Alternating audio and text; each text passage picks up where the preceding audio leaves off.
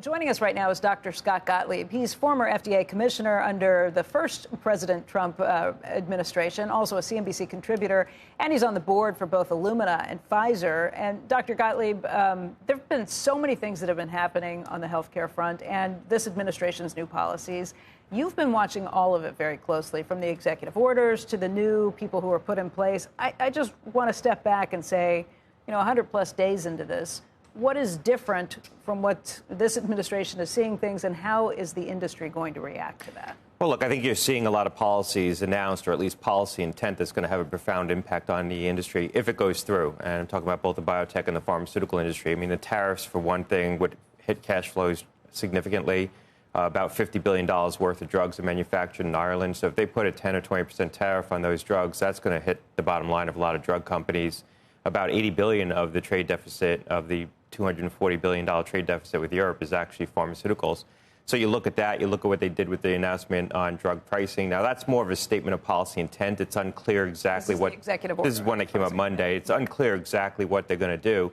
But assuming that they implement some structure of most favored nation pricing, so they import European pricing into the pricing for drugs in the U.S., either in Medicare or outside of Medicare, which is what they've intimated that they're going to try to do. That, again, will impact the industry. And I think the IRA has impacted the industry in a more profound way than people surmise in terms of what it's done. Back to the Inflation Reduction Act. It did what in terms of what it meant for the industry? Well, it put price controls on drugs within the Medicare program. And I think the cumulative effect of all of these policies, if in fact they all get enacted, is that you're going to see a wave of consolidation in the pharmaceutical sector. The big companies are going to have to combine to take out costs. You're going to see more R&D get shifted to China, which is something that's been underway. Last year, about 1/3 of all the drugs that were licensed by the big drug makers came from China. I think the biotech industry, I don't want to say it's going to be a tailwind to them, but I think you're going to see the big drug makers look more earnestly to the biotech industry for outsourced R&D as they have to cut their own R&D budget. So if you take down cash flows that much, they're going to have no choice but to consolidate. And I think the FTC is going to have to be accommodative because these are going to be the impacts of the policy. Does that mean less money overall put into research and development down the pipeline, and that means less innovation?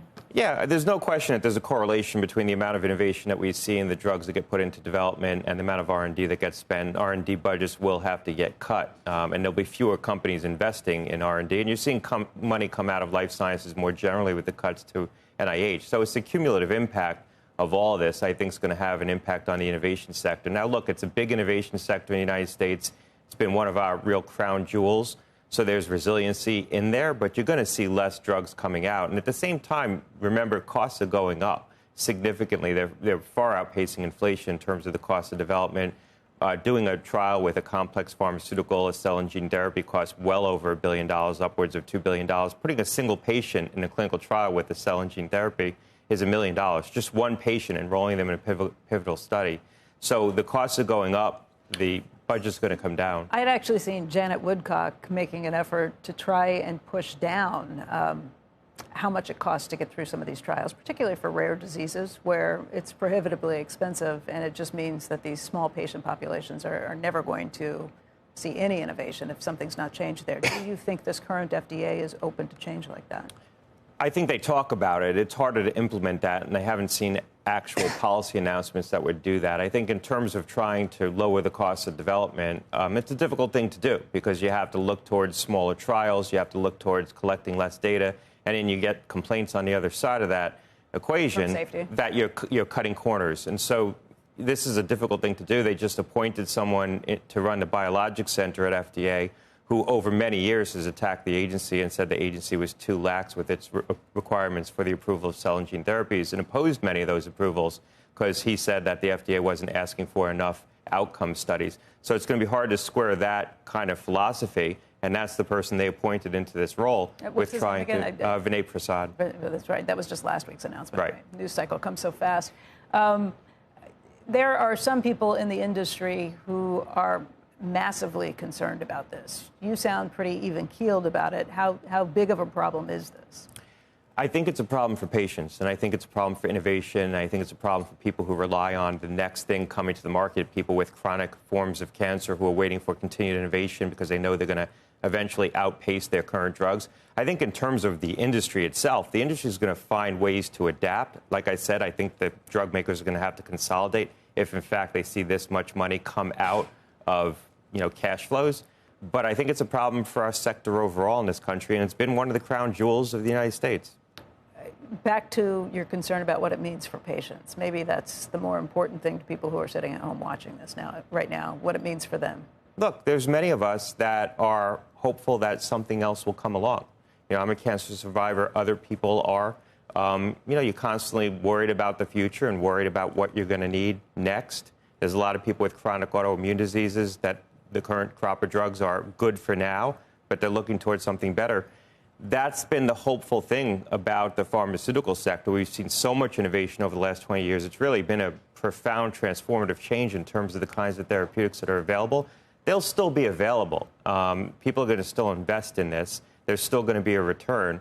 I think you're going to see less overall innovation. There's no way you could take this much money out of R&D if, in fact, all these policies go forward and get more innovation for it. We can't get that much more efficient that quickly. Everyone's trying to do that. AI isn't going to be a magic solution here, and other tools that come into play. And the FDA isn't going to magically transform the development process. That's going to be a more deliberate, multi-year effort to try to make that process more efficient, if, in fact, they're even able to do it.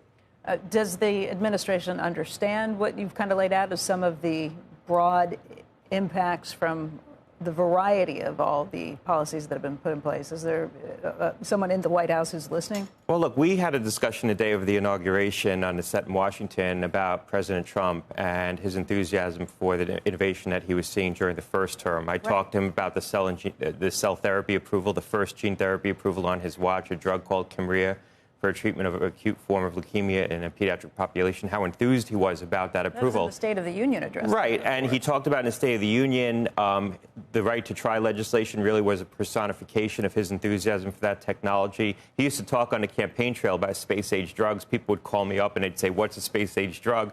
And I would say, I think he's talking about these cell and gene therapy approvals. So I think he has enthusiasm for this innovation and these technological advancements that we're seeing.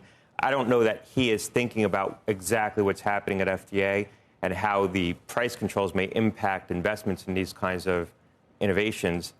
And there's not as many people in the White House this term as there were in the first term that are very focused on health policy issues. There's people who have backgrounds in other areas and are focused on other policy making. So a lot of this policy making is really coming out of HHS and Secretary Kennedy, and is being, administered by the people who are running these agencies. It's not as much White House directed. Eventually, I think people are going to have a discussion with the president about the potential implications. I'm sure some of those discussions have happened already.